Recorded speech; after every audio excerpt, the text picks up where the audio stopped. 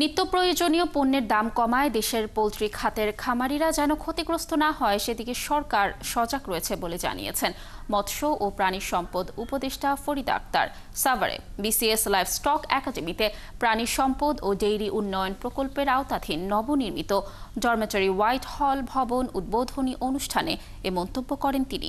এ সময় উপদেষ্টা দেশের মৎস্য ও প্রাণী সম্পদ বিকাশে তরুণদের উদ্যোক্তা হিসেবে তৈরি হওয়ার আহ্বান জানান। পরে উপদেষ্টা সাভারে কেন্দ্রীয় গো প্রজনন ও দুগ্ধ খামার পরিদর্শন করেন। অনুষ্ঠানে আরও উপস্থিত ছিলেন প্রাণী সম্পদ অধিদপ্তরের মহাপরিচালক আবু সুফিয়ান সহ মৎস্য ও প্রাণী সম্পদ মন্ত্রণালয়ের ঊর্ধ্বতন কর্মকর্তারা।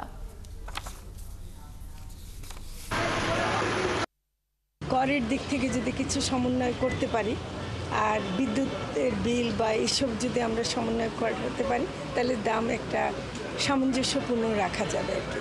কিন্তু এই যে উপর মানে কম বেশি হয় সেটা পুরোটা বাজারের ব্যাপার, এটা আমাদের বিভাগের কাজ না।